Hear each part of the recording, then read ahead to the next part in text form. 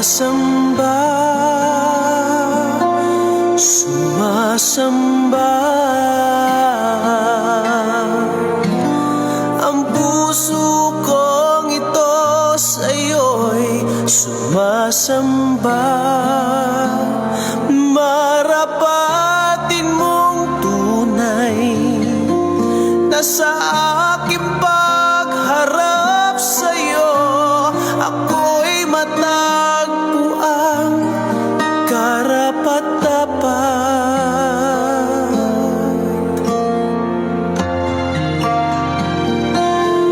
Linisin mo ang puso ko,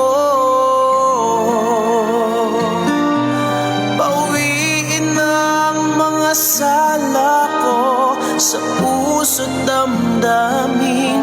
Sa pagtaas ng mga kamay, maging hudyat ng aking buong pagsuko ng buhay at lakas at kaluluwa. Panginoon ng buhay ko, patuloy kang maghari sa buhay kong iyo ang pinili. Sa iyong kamay ay aking tinitiwala, kapahingahan ng buhay na aking hinahangad.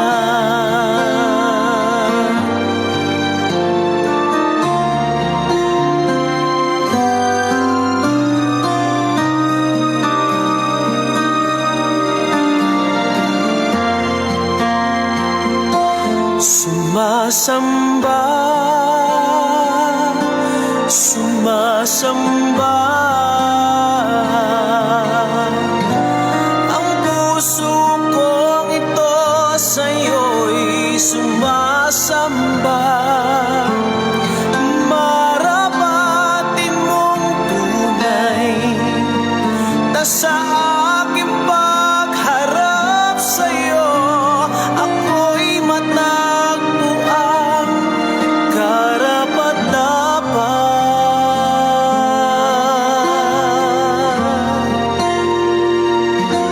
Linisin mo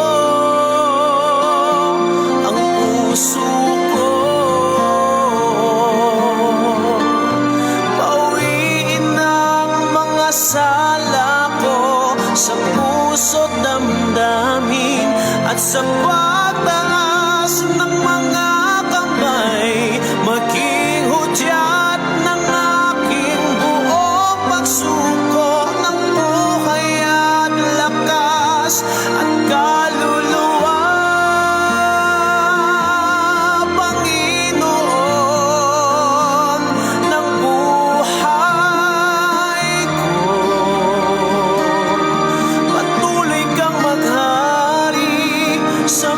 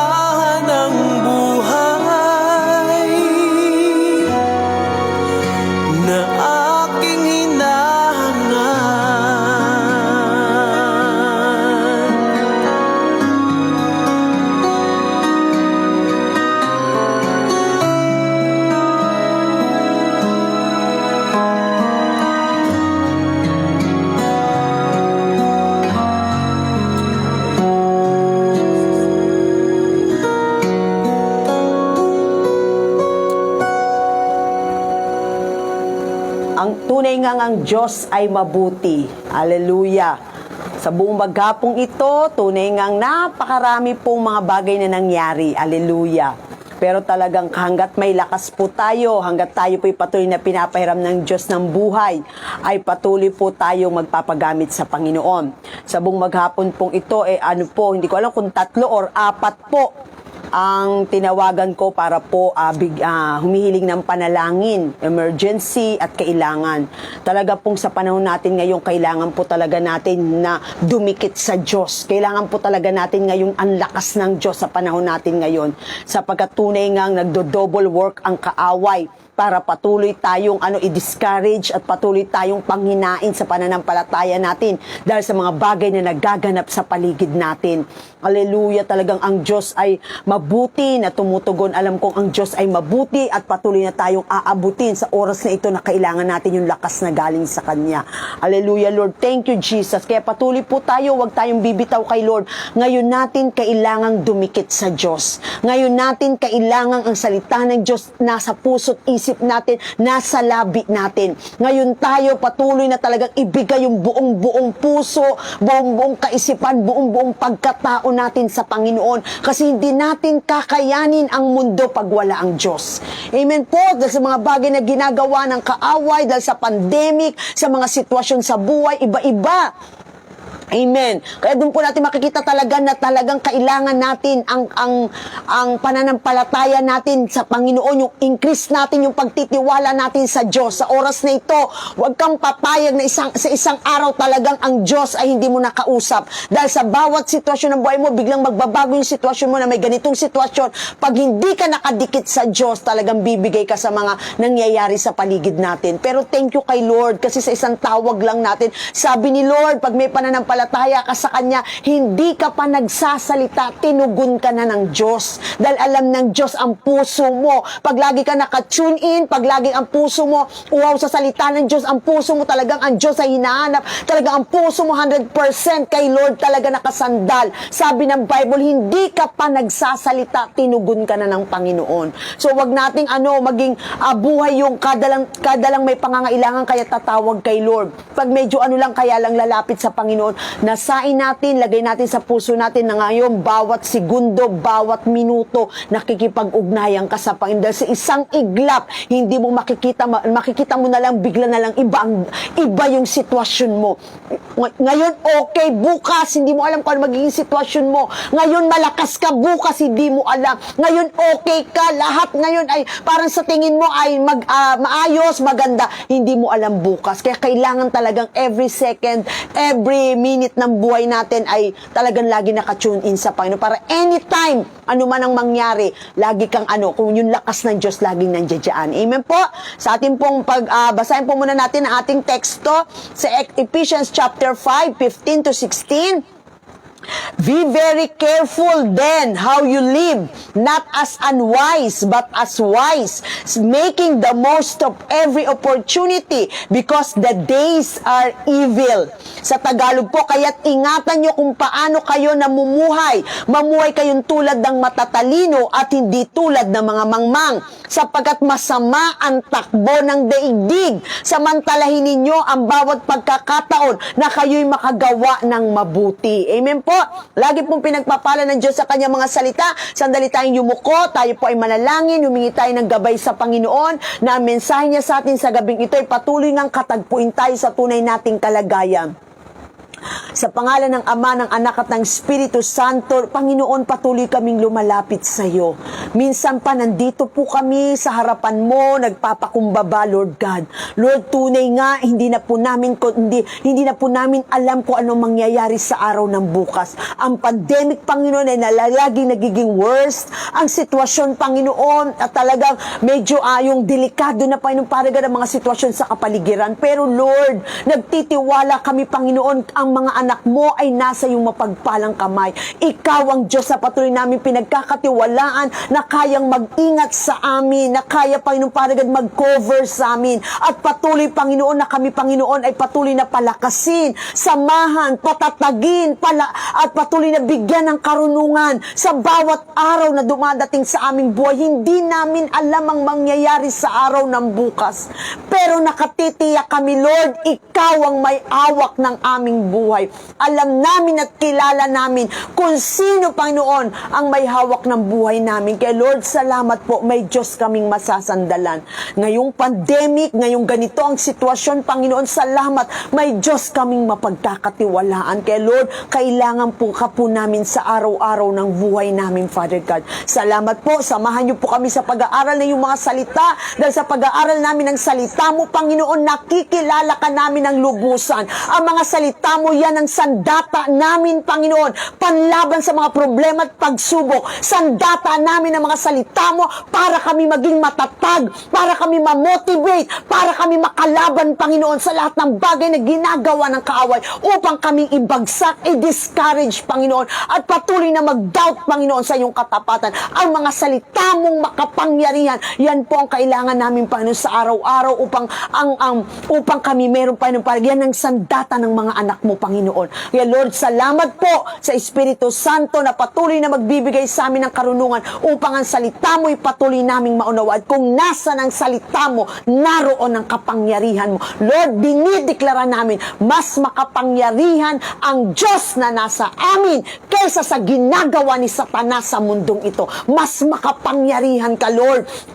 Meron mang takot, pero naniniwala kami, ikaw ang mag-aalis ng takot sa puso namin. Ikaw ang maglalagay ng kapanatagan, kapayapaan. May Diyos na makapangyarihan, na kontrolado at na alam ang nagaganap sa aming mga buhay, Panginoon. Kaya Lord, panatag kami, Ama. Kami nasa iyong mga kamay. Pangako mo, ang nasa iyong mga kamay, hindi magagalaw ng kaaway, Panginoon. Kaya patuloy kaming nagtitiwala sa iyo. Sa iyo ang papuri, sa iyo po ang pasasalamat sa gabing ito, sa pangalan ni Jesus. Amen and amen. Opening prayer pa lang, parang closing na. Kasi nakakadurog po ng puso na tunay nga sa buong maghapong ito. Ilan po yung pinanalangin ko sa pamamagitan ng video call at ng telepono, kasi talagang kailangan ng panalangin ng mga kapatid natin ngayon. Amen po. Kaya po wag tayo pong hanggat maaari, wag kang papayag na sa bawat minuto ng araw, minuto ng buhay mo, sa bawat araw wag kang papayag na hindi ka nakipagniig kay Lord. Para anytime na tumatake ang kaaway, anytime may pangit na sitwasyon na dumating, anytime ano man ang mangyari bukas, nakatitiyak ka na ikaw ay nasa kamay ng Diyos. Amen. Huwag tayong aalis sa kamay ng Diyos. Hindi natin kakayanin ang mundo. Hindi natin kakayanin ano pang magaganap. Kaya huwag tayong aalis sa kamay ng Diyos. Amen po. So sa gabing ito, tayo po ay mag-aaral ng salita ng Diyos. Maganda po yung ating topic po ngayon. Pero bago po yan, magbabasa muna po ako ng patotoo po ng ating mga kapatid na tunay nga ang Diyos ay gumagawa sa kanyang buhay, na patuloy na ang Diyos ay nararanasan at ang salita ng Diyos marami pong naaabot. Okay, itong pong kapatid natin ito ay galing sa UK, Bermuda. Oh, hallelujah, nakakarating na tayo sa UK. Okay, Bermuda. Sabi niya po, kahapon po, ako ay nag-administer, sabi niya. Opo, updated po ako, manood, palagi. Never po ako nag-miss ng isang episode. Yun lang po yung nilulook forward ko every morning dito. And it makes my heart so happy kahit sad at malayo sa pamilya.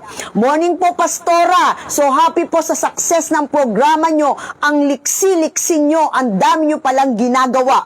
May God bless you more ng kalakasan. O, maliksi talaga si Pastora. Galit nga akong mag-preach eh. Malakas nga akong tumawa eh. Okay, talagang maliksi si Pastora. Thank you kay Lord sa lakas at sa liksi ng katawan. Yan po yung ating kapatid mula sa UK, Bermuda. At ganun din po ito masabi niya, good day po, Pastora Jeanette. Thank you po sa sipag nyo, sa araw-araw nyo pong ginagawang encouragement. It helps a lot po sa buhay ko, sa buhay namin. So excited every day. Okay po?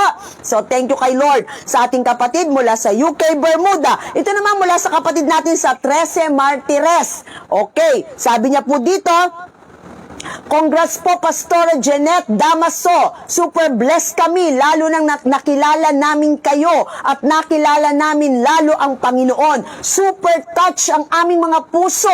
Maraming salamat po sa Lord dahil kayo po ay pinakilala niya sa amin. God bless po always and keep safe. Okay, sabi niya po, naging part na po ng daily life namin na manood ng BOP, Bed of Promises. Nakalaan ang TV sa lahat.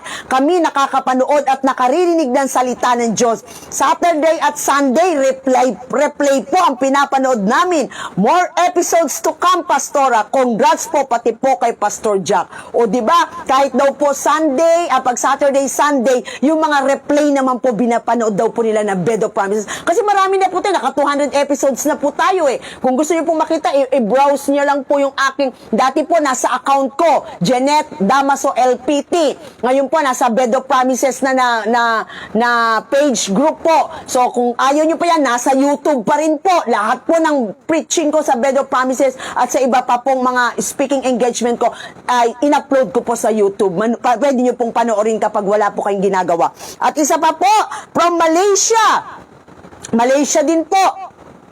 Hello po, Pastora. Salamat po sa prayer sa family namin. Last Tuesday, kami po yung pina-prayer request ng mama ko sa inyo. Lumabas na po ang result ng swab test ng husband ko and praise God, negative po siya sa virus. Medyo nakakakabalang po last week kasi dumadami cases dito sa Malaysia dahil sa Ramadan Bazaar. But thanks God at patuloy niya kaming iniingatan, pati ang mga bata pagpasok sa school. Salamat po uli, sabi niya. Okay, from Malaysia naman po yan. Mamaya na po natin itutuloy yung iba po natin mga kapatid na nagpapatotoo kung paanong ang Diyos ay kumilos sa buhay nila, sa truth, sa pamamagitan ng pakikinig sa Bed of Promises. Salamat na ang Diyos may ginagawa sa puso ng ating mga kapatid. Kinakatag po sila, okay? So salamat po sa patuloy niyong panonood mula po sa UK Bermuda, mula po sa 13 Martires na kapatid natin na nagpatotoo at sa Malaysia. Glory to God sa buhay niyo. Patuloy po kayong pagpalain ng Panginoon. At ngayon, tayo po'y mag-aral ng salita ng Diyos. Ang sabi po sa verse 15,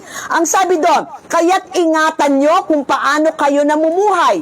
Mamuhay kayong tulad ng matatalino at di tulad ng mga mangmang. So isa po itong paalala sa atin ni Apostol Pablo, lalo na sa panahon po natin ngayon, mamuhay daw tayong matalino at di tulad ng mangmang.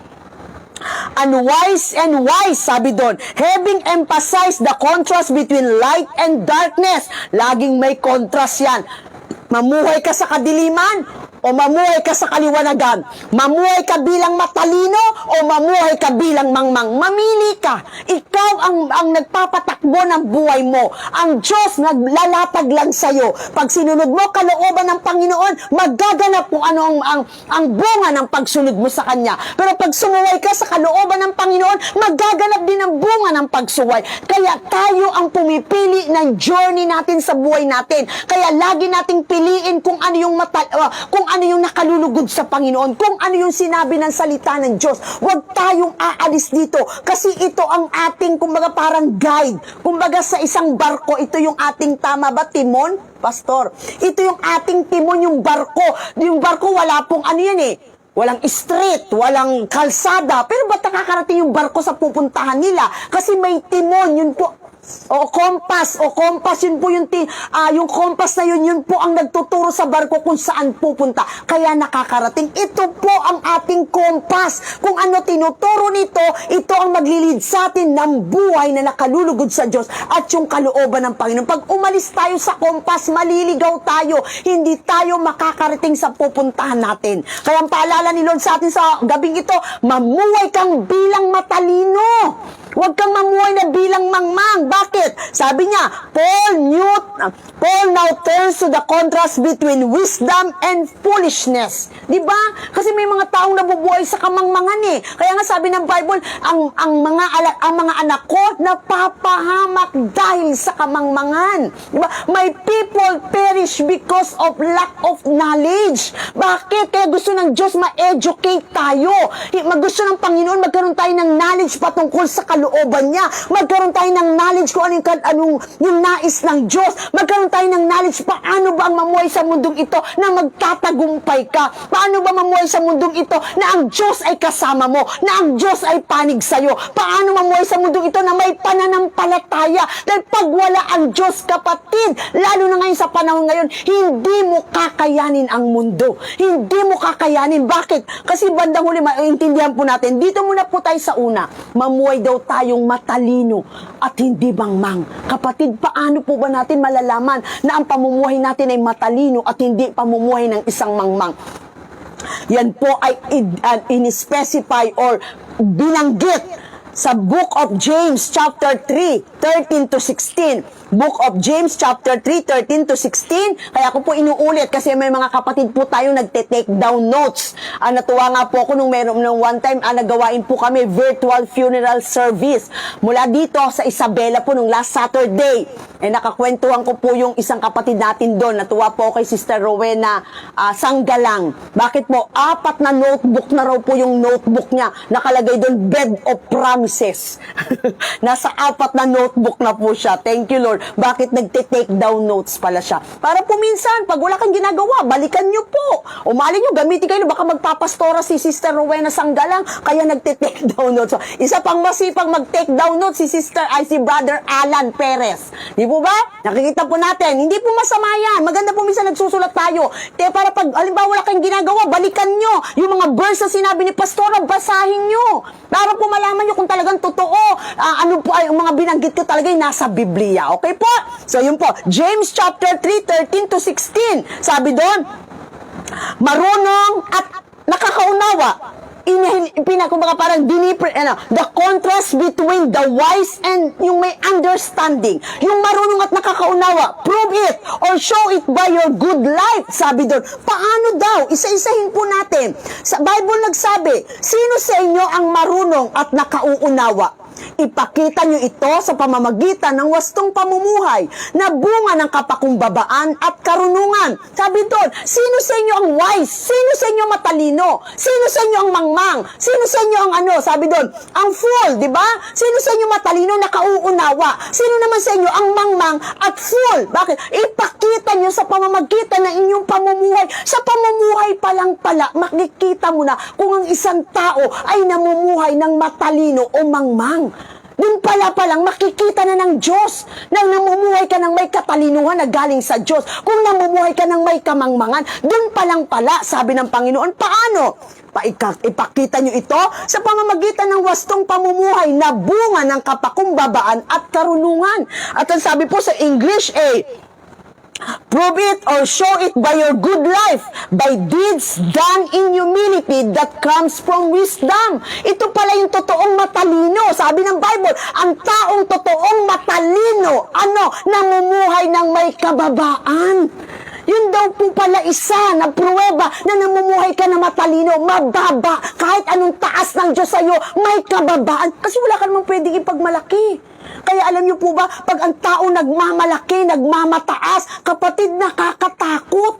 Bakit kaya pala mangmang? Bakit? Kasi pag nagmataas ka, nagmalaki ka, ibabagsak ka. Sabi ni Lord, binabagsak ang nagmamataas, pero itinataas ang nagpapakumbaba. Kaya pala gusto ng Diyos, mamuhay kang matalino, na anumang promotion mo, pagpapala mo, anuman na-achieve mo, magpakumbaba ka. Bakit? Dahil walang pagbagsak sa taong laging mababa. Pero pag nagmalaki ka, hindi yan katalinuhan, kapatid. Kamangmangan yan. Dahil isang araw, gano'n ka man kataas, mas matindi ang pagbagsak. Kaya sabi ng Bible, paalala ni Apostol Pablo, mamuhay tayo na matalino, hindi mangmang. Kaya pinapaalala tayo ng Panginoon, paano magpapakita, mamuhay ng may katalinuhan. Yung buhay daw, sabi doon, deeds done in humility that comes from wisdom. Diba? Siyempre, ang taong nasa ibaba, hindi babagsak kahit kailan. May bumabagsak ba sa baba? Ang karaniwan, bumabagsak nasa itaas. Kaya lagi nating tingnan yung sarili natin. Pag may nakikita tayong pagmamalaki, kami po, lagi po yan, pag nagpe-pray po kami ni Pastor Jack tuwing umaga, nagpapasalamat kami sa Lord sa pagtitiwala niya sa amin. At lagi namin sinasabi, Lord, kung may nakikita kang pagmamalaki, Lord, patawarin mo po kami, huwag mo po ipahintulot. Bakit nakakatakot bumagsak? Wala tayong pwedeng ipagmalaki. Lahat ng ating galing kay Lord. Lahat ng bagay na pinagkatiwala sa iyo, katiwala ka lang. Hindi tayo pwedeng magmalaki. Kaya yon ang taong matalino, namumuhay, gumagawa ng mga bagay na may kababaang loob, bunga ng katalinuhan. So, mas matalino pala ang taong mababa. Hindi nagmamalaki kahit kailan. So, napaalalahanan po tayo ng Panginoon. Okay, tuloy po natin.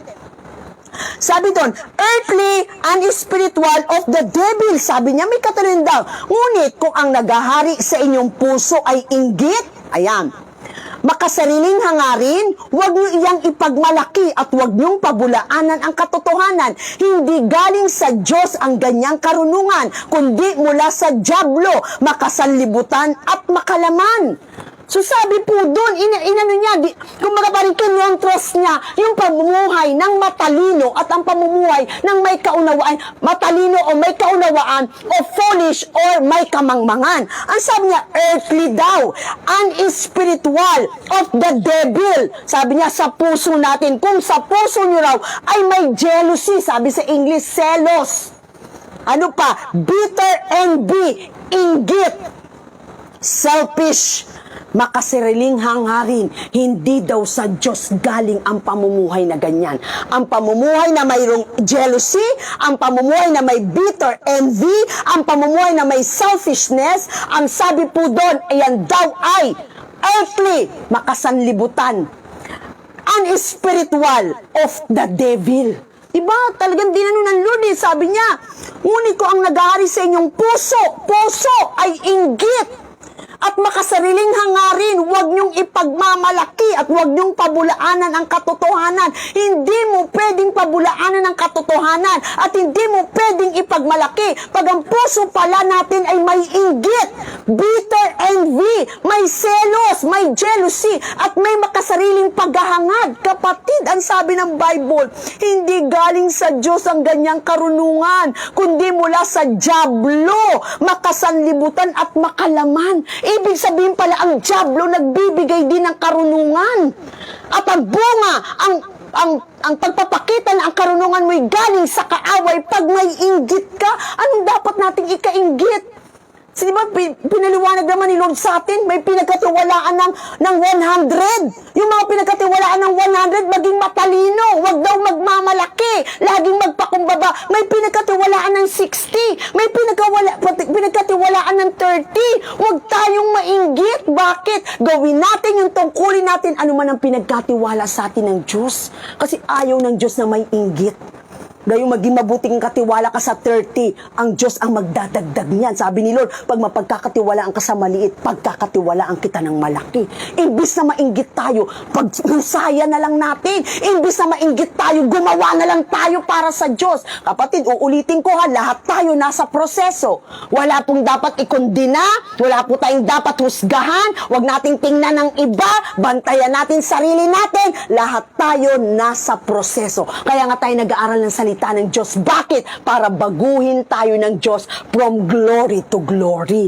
Amen? Huwag ka nang makinig ng salita ng Diyos kung wala nang babaguhin sa'yo. Kaya tayo nakikinig ng salita ng Diyos para patuloy tayong baguhin ng salita ng Diyos, patuloy tayong paalalahanan ng salita ng Diyos, patuloy tayong i-motivate ng salita ng Diyos, patuloy tayong ituwid ng salita ng Diyos. Lahat tayo kailangan natin ng salita ng Diyos. Amen po? So, huwag iko-condemn ang sarili. Yan ay inaalaw ng Diyos. Marinig mo para saliksikin natin ang sarili natin. Para bago dumating ang Panginoon, maging tama ang puso natin sa harapan ng Diyos. Amen po? So, inggit. Sabi doon. Pangalawa, do not boast about it or deny the truth. Huwag mong i-deny ang katotohanan daw. At huwag mong ipagmalaki pag may inggit, may selos, may makasariling paghahangad. Hindi sa Diyos yan. Hindi yan karunungan galing sa Diyos. Hindi yan pamumuhay. Bakit? Dahil sabi doon, bakit ayaw ng Diyos? Sabi doon, sa pagtuloy natin, sapagkat saan man naghahari ang inggit at makasariling hangarin, maghahari din doon ang kaguluhan at lahat ng uri na masamang gawa. Diba? So kaya pala ayaw ni Lord na may inggit at makasariling hangarin. Selfishness. Bakit? Kasi kung nasan daw ang inggit at makasariling hangarin, doon lagi daw yung merong gulo. Ano yan? Nandoon daw yung kaguluhan at lahat ng uri ng masamang gawa. Diba? Nag-aaway-away dahil naiinggit, nag-aaway-away dahil selfish. Gusto siya lang ang makita, gusto siya lang lagi, gusto siya lahat sa kanya, gusto pa. Kaya natural pala talaga. Kaya sabi ni Lord, mamuhay kang matalino, wag mangmang. Kasi pag namumuhay tayong mangmang sa mundong ito, yung karunungan na galing sa kaaway, makasanlibutan, kapatid, may kaguluhan. Diba sabi doon, diba? Meron daw doon, lagi daw may kaguluhan at lahat ng uri na masamang gawa. Amen. Kaya ayaw ni Lord. Tuloy natin. Ito naman yung karunungang galing sa Diyos. Ngunit, ang may karunungang mula sa Diyos, una sa lahat, ay may malinis na pamumuhay. Siya'y maibigin sa kapayapaan, mahinahon, mapagbigay, mahabagin, at masipag sa paggawa ng mabuti. Hindi nagtatangi at hindi nagkukunwari. Yan daw yung karunungang galing sa Diyos. Kaya gusto ni Lord, anak, mamuhay ka. Be very careful then how you live, not as unwise but wise. Gusto ng Diyos maging matalino ka. Mamuhay ka ng may katalinuhan. Bakit? Dahil ang taong matalino, may malinis na pamumuhay, pure living, maibigin sa kapayapaan, mahinahon, mapagbigay, mahabagin, masibag sa paggawa ng mabuti, hindi nagtatangi, hindi nagkukunwari. Pag ganyan lagi ang sitwasyon, ang buhay natin, walang kaguluhan. Walang masasamang bagay walang masasamang gawa. Kaya pala sabi ng Panginoon, maging matalino tayo. Diba? Totoo naman po yun. Ituloy natin. Bakit kaya? Sinabi ng Diyos, mamuhay daw tayo ng may katalinuhan at wag kamangmangan. Tuloy natin sapagkat, ito dahilan ni Lord, ba't gusto niya mamuhay kang mahinahon? Ba't gusto ng Diyos mamuhay ka ng may talino na galing sa Diyos? Bakit? Sapagkat masama ang takbo ng daigdig.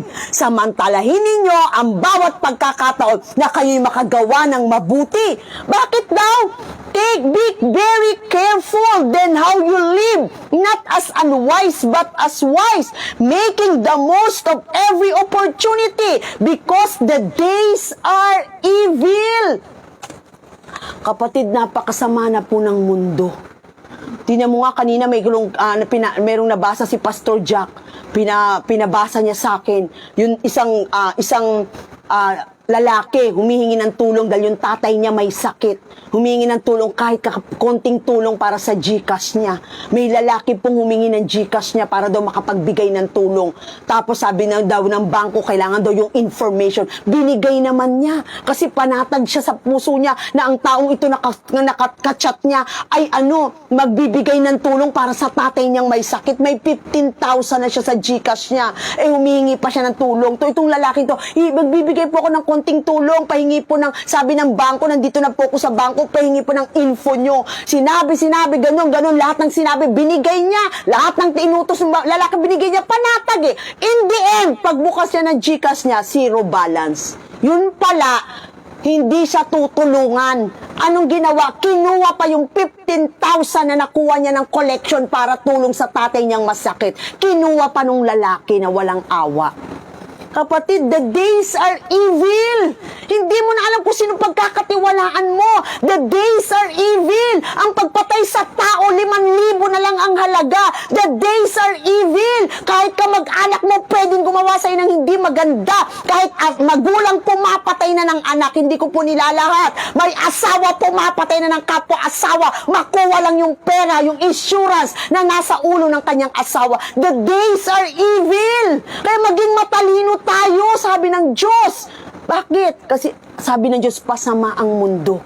Amen. Kaya sabi po doon, making the most of every opportunity. The foolish person has no strategy for life and misses opportunities to live for God in an evil environment. Sabi doon, nasa an evil environment tayo. Take every opportunity. Huwag mong sasayangan ng oportunidad.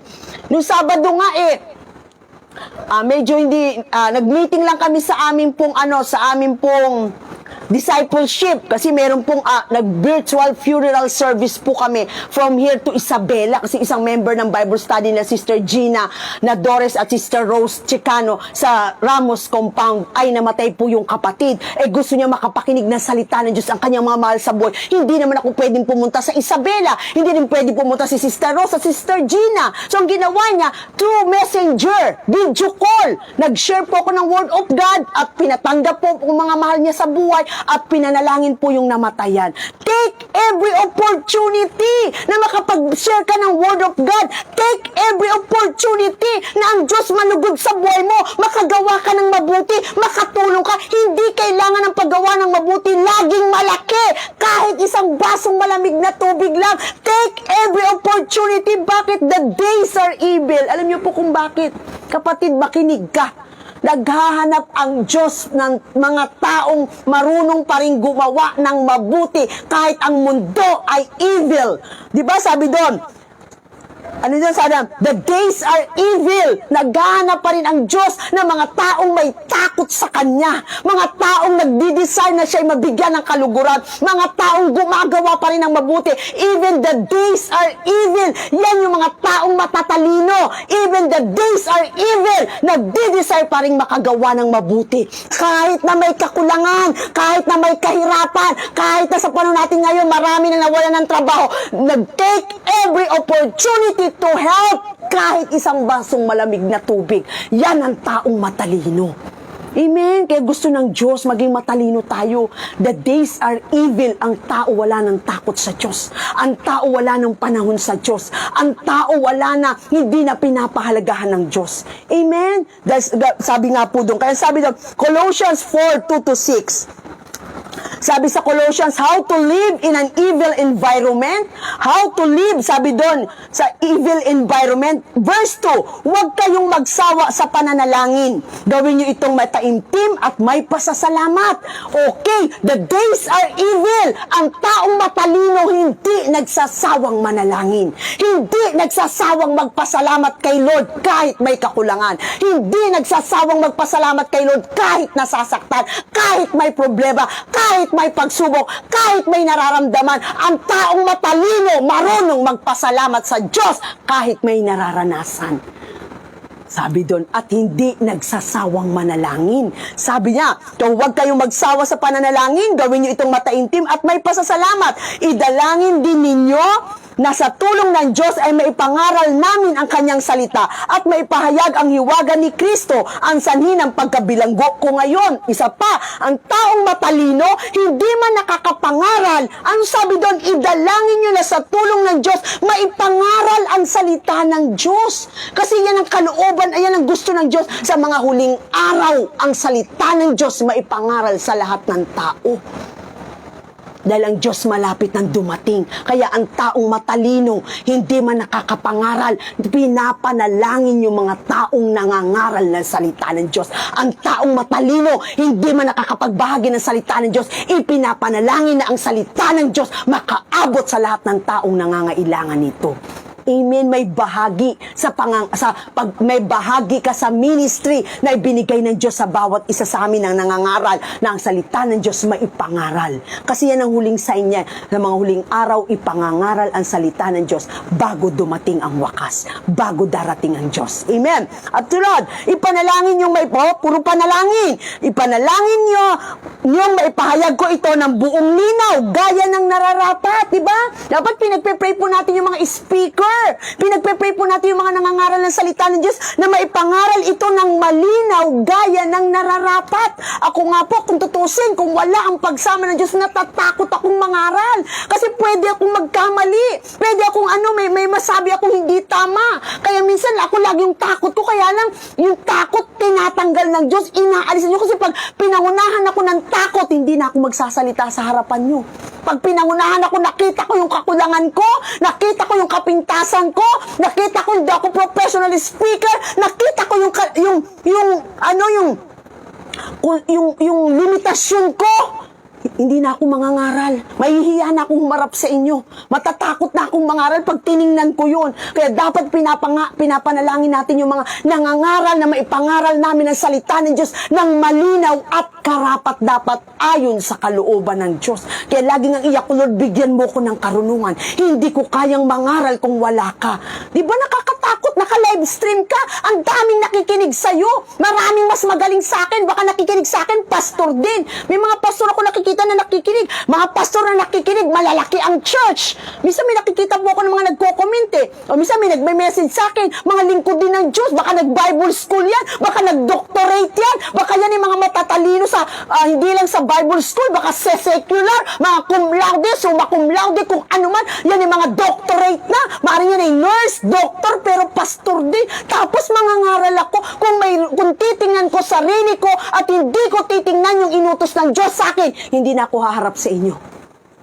Hindi na ako mangangaral. Sapat na sa akin. Manalangin na lang. Okay na ako. Kaya lang inutos ng Diyos kaya ipanalangin niyo po kami, maipangaral namin ang salita ng Diyos ng malinaw. Yun ang sabi ni Apostol Pablo, idalangin niyo kami na maipangaral namin ang salita ng Diyos ng malinaw at anong sabi doon? At nararapat.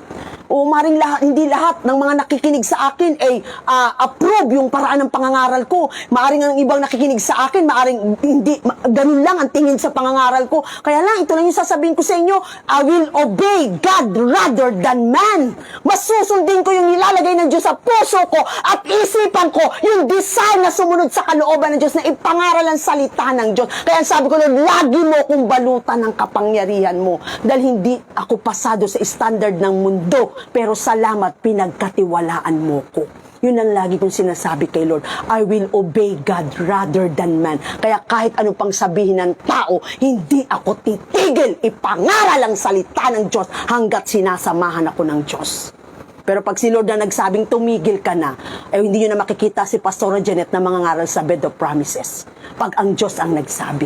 Amen. Tuloy natin. Maging matalino kayo. Inulit ni Apostol Pablo. Maging matalino kayo sa pakikitungo sa mga hindi mananampalataya. Samantalahin nyo ang bawat pagkakataon. Sikaping mawili sila sa pakikipag-usap sa inyo at nagpag-aralang mabuti kung paano tutugunin ang bawat isa. Maging matalino sa pakikisalamuha sa mga hindi mananampalataya. Maging matalino sa pakikisalamuha sa mga taong hindi mo kilala. Maging matalino sa pakikisalamuha sa mga tao kachat mo, sa messenger, saan man yan. Hindi mo nakikita, maging wise.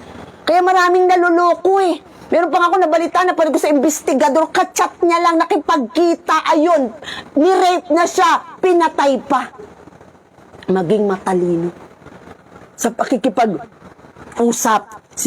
Maging matalino kayo sa pakikitungo sa mga hindi sumasampalataya, mga taong walang takot sa Diyos. Maging matalino ka. Samantalin nyo ang bawat pagkakataon. And verse 17, sabi po doon, verse 17, huwag kayong mga hangal.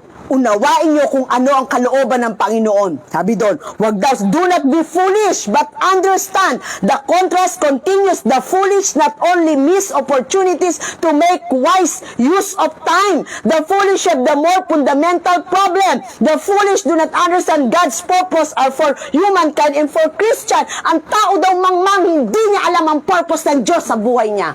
Gusto mong malaman ang purpose ng Diyos sa buhay mo? Basahin mo ang Ephesians chapter 1. Chapter 1 ng Ephesians, basahin mo, makikita mo doon ang isa sa mga purpose ng Diyos sa buhay ng tao. Diba? Ang mangmang daw, hindi niya raw alam, hindi daw siya nagtitake ng overflow. Ang mangmang nagsasayang ng oras, pero ang matalino, nagbibigay ng oras sa Panginoon. Ang matalino, nagbibigay ng oras sa pananalangin. Ang matalino, nagbibigay ng oras saan? Sa paggawa ng mabuti para sa Diyos. Amen, yan ang taong matalino. Take every opportunity na makapagkinig ng salita ng Diyos. Take every opportunity na na ang Diyos ay makausap mo. Take every opportunity na makagawa ng mabuti ayon sa iyong kakayanan na ang Diyos ay nalulugod sa iyong buhay. Amen. Dahil sabi ng Biblia, darating ang araw, hindi ka na madidinig. Hindi ka na madidinig ng Diyos. May timetable si Lord. Darating ang araw, hindi na tayo pakikinggan ng Diyos. Hanapin niyo siya habang siya iyong masusumpungan pa. Tumawag ka habang ikaw ay pinapakinggan pa. Sabi po ng Biblia yan. Ulit natin. Verse 18, sabi doon, Huwag kayong maglalasing sapagkat nakasisira iyan na maayos na pamumuhay. Sa halip ay sikapin nyo mapuspos kayo ng Espiritu Santo. Binakita na naman yung contrast ng filled with, sabi doon, filled with wine or filled with the Spirit. Huwag kayong maglalasing sapagkat nakakasira yan ng maayos na pamumuhay. Bagkus maging puspos kayo ng Espiritu ng Diyos. Bakit gusto ipakita sa atin ng Panginoon? Ni Apostol Pablo, kasi kapag isang tao lasing, di ba, may impluwensya sa kanyang alak eh. Tingnan mo ang ginagawa ng taong lasing. Di ba, karaniwan, pag sobrang kalasingan, minsan pumapatay, hindi niya alam na kapatay siya. Sa sobrang kalasingan, gumagawa ng mga bagay na hindi maganda. Bakit? Kasi yung control ng espiritu ng alak sa kanya, uncontrollable na yung niya. Di ba? Yan yung mga pagtahimik, pag lasing maingay. Yan yung pagtahimik, pag hindi lasing, mabait. Pag lasing, matapang. Di ba bakit? Kasi may influence, it will affect you. Yung pagiging kalasingan, may epekto yan sa'yo, may influensya sa'yo yan. Karaniwan ng taong lasing, tinan mo yung nagmomotor ng lasing, napapahamak. Tinan mo yung nakikipag-transaction ng lasing, di ba? Sa kalsada, sa kalinuman tao, laging may kapahamakan. May influensya kasi yung espiritu ng alak. Kaya sabi niya, huwag kayong maglalasing sapagkat hindi ito makakabuti sa inyong pamumuhay. Bagkus maging puspos kayo ng espiritu ng Diyos. Dahil pag puspos ka ng espiritu ng Diyos, may influensya din yan. Yung espiritu ng Diyos, kung may espiritu ng alak, yung espiritu ng Diyos, magkakaroon ng bunga sa'yo. May influensya din siya. Kaya sabi niya, inano na naman niya yung contrast. Kaya mamuhay ka bilang matalino. Huwag mangmang. Para bakit the days are evil. Kapatid, ano bunga ng ikaw ay puspos ng espiritu? Dito po ako magtatapos. Sama-samang ipahayag ang inyong damdamin sa pamamagitan ng mga salmo, mga imno, mga awiting espiritual. Buong puso kayong umawit at magpuri sa Panginoon. Lagi kayong magpasalamat sa Diyos at Ama dahil sa lahat ng bagay sa pangalan ng ating Panginoong Hesukristo. Ang taong puspos ng Espiritu ng Diyos, results of being filled with the Spirit of God, a happy, mutual encouragement to praise God.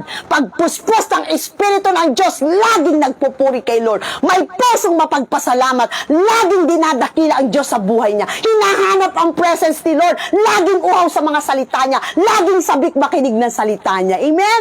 A healthy mutual relationship with people. Pagpuspos ka ng Espiritu Santo, parang gusto mo mahalin lahat ng tao. Pagpuspos ka ng Espiritu Santo, parang lagi mo gustong gumawa ng mabuti. Dahil ang bunga ng kapuspusan ng Espiritu Santo, love, joy, peace, kindness, meekness, goodness, sampu yan. Pagpuspos ka ng Espiritu Santo, yung pong siyam na bunga niya, makikita sa buhay mo.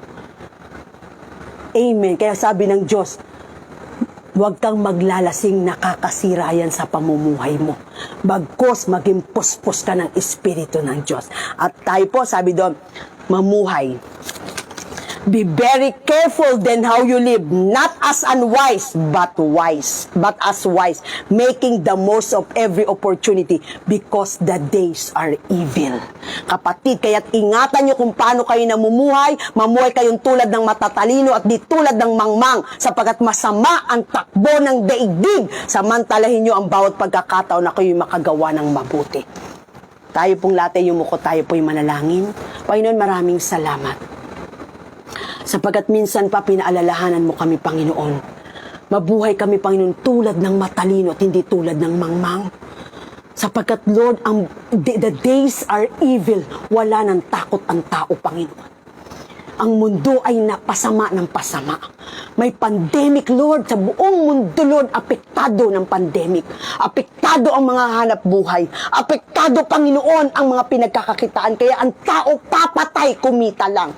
Ang tao magiging selfish, magkaroon lang ng pera. Magkaroon lang, Panginoon, ng kayamanan sa mundong ito. Nagiging makasarili ang tao. Inggit, Panginoon.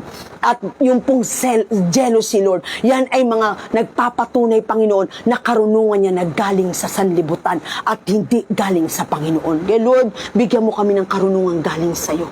Sabi mo sa James 1:5, humingi kami ng karunungan sa iyo. Hindi ka nanunumbat na nagbibigay nito sa bawat humingi. Kaya Lord, bigyan mo kami ng karunungan na galing sa iyo. Mamuhay kaming wise sa mundong ito because the days are evil, Lord. Bigyan mo kami ng karunungan sa bawat desisyon na aming gagawin. Bigyan mo kami ng karunungan sa pakikitungo namin sa aming mga asawa. Bigyan mo kami ng karunungan sa pakikitungo namin sa aming mga anak. Bigyan mo kami ng karunungan sa pakikitungo namin sa mga taong nakapaligid sa amin, sa mga hindi namin kilala, sa mga unbelievers, Lord, sa mga customer, Panginoon, sa mga bagay na mga kachat namin online, mga tao pa ng pagad, maaring walang takot sa iyo, Lord. Bigyan mo kami ng karunungan sa bawat takbang na gagawin namin, sa bawat desisyon, Panginoon, sa pag-aasawa, sa pagpunta sa ibang bansa, sa pagpapalit ng trabaho, sa bawat desisyon na gagawin namin. Bigyan mo kami ng karunungan kasi pwede kaming mapahamak, Panginoon.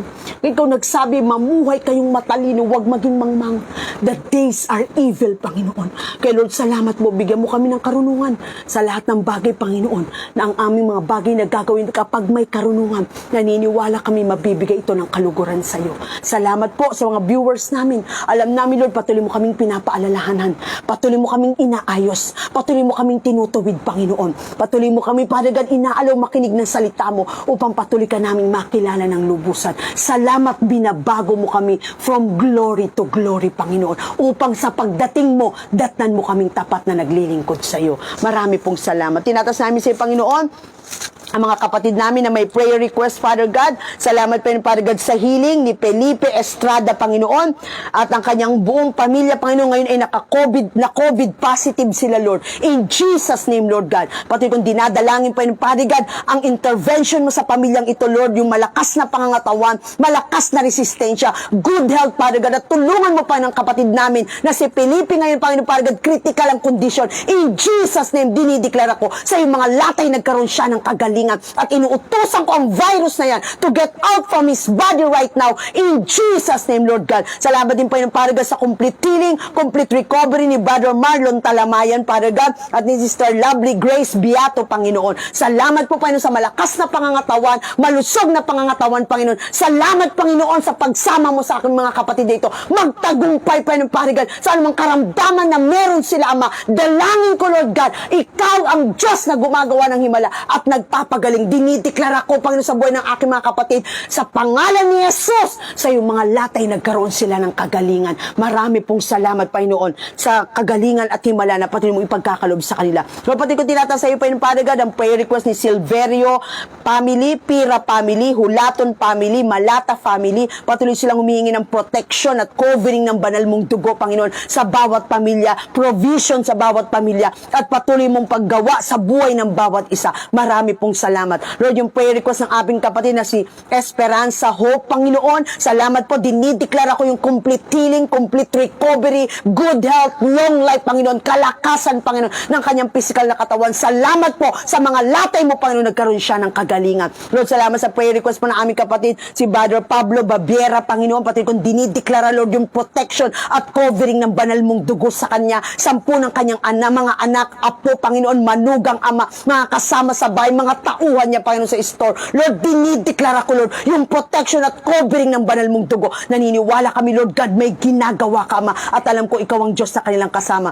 Ganun din po kay Sister Jing Babiera, Lord God, pati kung dinideklara yung fast recovery, Panginoon, yung malakas na resistensya ng katawan, good health, Lord God, at long life, Panginoon, at patuloy mo ay nung Panginoon, dinideklara ko sa yung mga latay, Panginoon, nagkaroon siya ng kagalingan. Salamat, Panginoon. Lord, yung prayer request ng aming kapatid na si Josephine Galang, Mirna Cristo, Alvin Adarne and family, June Adarne and family. Lord, dalangin po namin yung restoration ng kanilang relationship sa iyo, Panginoon. Muli mo silang tawagin, ibalik yung tunay na pag-ibig at patuloy na mag-alab sa paglilingkod sa iyo. Salamat po, Panginoon. At ganun din po si Noemi Anis, Panginoon, na humihingi pa ng Father God na walang wag magkaroon ng side effect yung mga gamot na iniinom ng kanyang anak in Jesus' name. Lord, salamat po pa ng Father God na ang anak niya, Panginoon, bigyan mo, Panginoon, ng kalakasan, malusog na pangangatawan, at Lord God, yung walang maging epekto, yung mga gamot na iniinom niya, Panginoon, sa katawan ng batang ito, Lord, I declare sa yung mga latay nagkaroon siya ng kagalingan. Lord, ganun po sa answered prayer ni Rosemary Sendrejas, Lord, salamat Salamat, pinagaling mo na ang aming kapatid. Answer prayer ni RJ De Mesa, Lord God, na ngayon ay nagpapagaling na from COVID positive. Lord, thank you sa malakas na resistensya ng kanyang katawan at dinideklara na po namin ang complete recovery at complete healing kay RJ De Mesa. Lord, salamat sa answered prayer. Fully recovered na po yung hipag ng aming kapatid na humingi po ng prayer request. Salamat, Lord God, sa answered prayer. Answered prayer ni Ninita Benico Bagorio, Panginoon, na nag-50-50 po siya sa hospital. Pero Lord, ngayon nga, binigyan mo siya ng panibagong second life, Panginoon. Salamat po sa buhay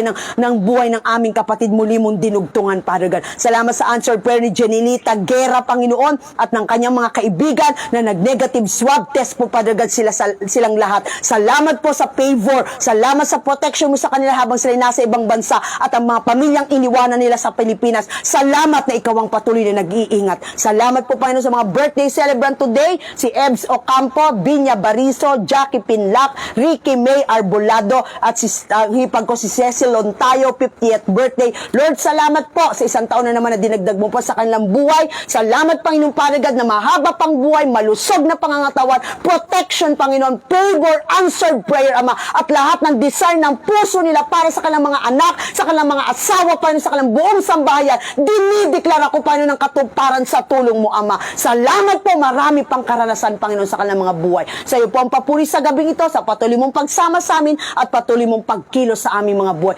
Nagtitiwala po kami sa iyo, Ama, sa pangalan ni Jesus.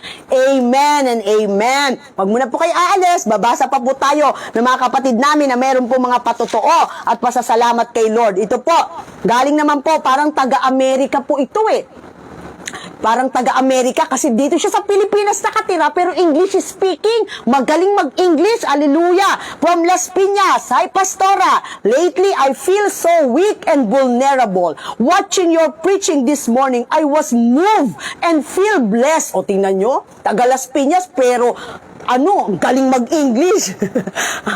Hallelujah, kapatid. Sabi niya, thank you so much for the untiring dedication to teach the Word of God. The Lord God will bless you more and more. Glory to God po sa buhay niyo ni Pastor Jack. Amen. Sabi niya pa, grabe ang ganda ng episode kagabi ng Bed of Promises, Pastora. Naiiyak ako habang pinapanood ko kayo ni Pastor. The conviction of the Holy Spirit really moves me. God bless both your beautiful heart. Your compassion to serve the Lord is so amazingly contagious.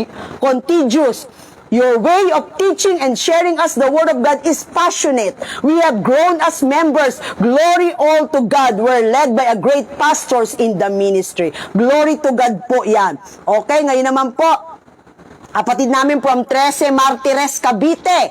Ang sabi niya po, viewer po natin, nabibless po ako, Pastora, sa mensahe ng God. Kahit po maraming pagsubok, parang ang gaan po sa pakiramdam, lalo pag nakakapanood ng Bed of Promises. Abang na abang po ako lagi. Salamat po sa buhay nyo na ginagamit kayo ng Lord para maabot ang mga taong wala pang relasyon kay Jesus. Sa Diyos ang mataas na papuri at pasasalamat. Sabi niya pa, thank you po, Pastora. Ang dami po na kokorek at natututunan sa Bed of Promises. Nawa, patuloy pa po kayong gamitin ni Lord. God bless po sa buong pamilya niyo po.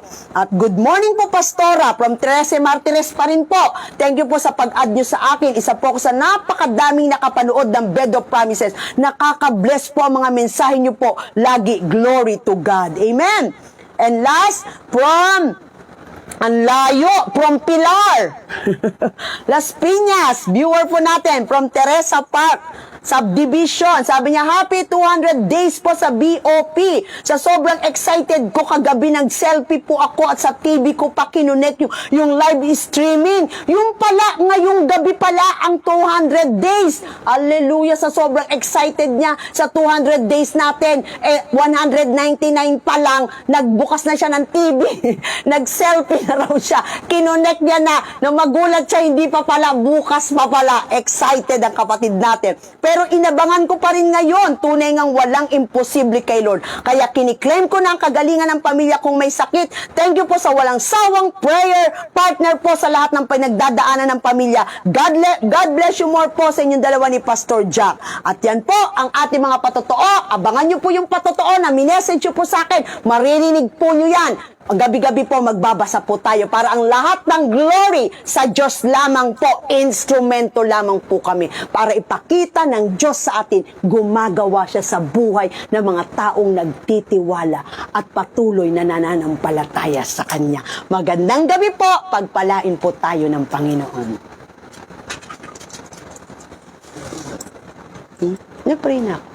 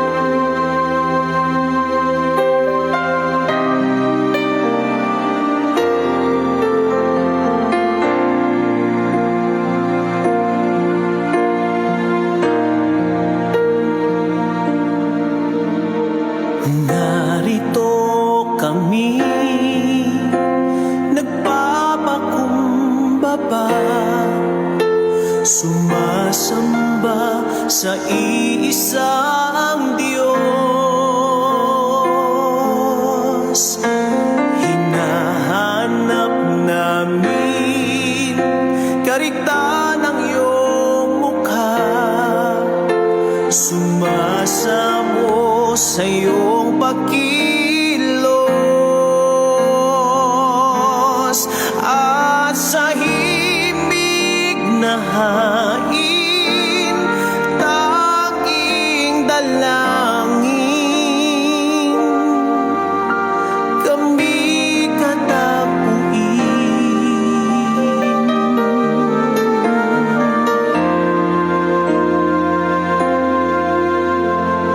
Narito kami, nagpapakumbaba, sumasamba sa iisang Diyos. Hinahanap namin karikta ng iyong mukha, sumasamo sa iyong pagkilos at sa himig na hain, tanging dalangin kami katapuin.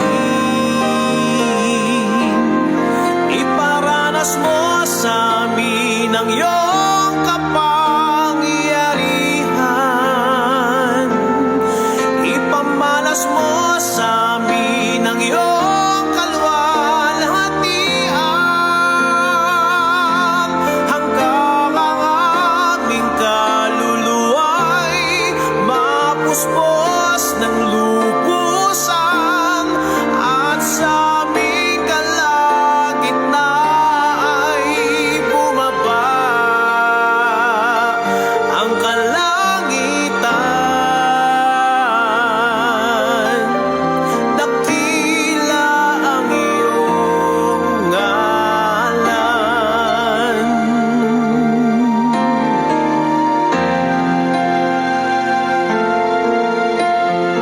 Narito kami, nagpapakumbaba, sumasamba sa iisang Diyos.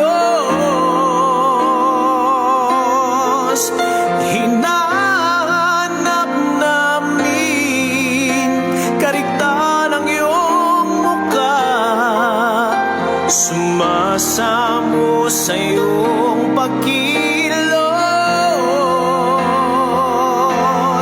at sa himig na hain,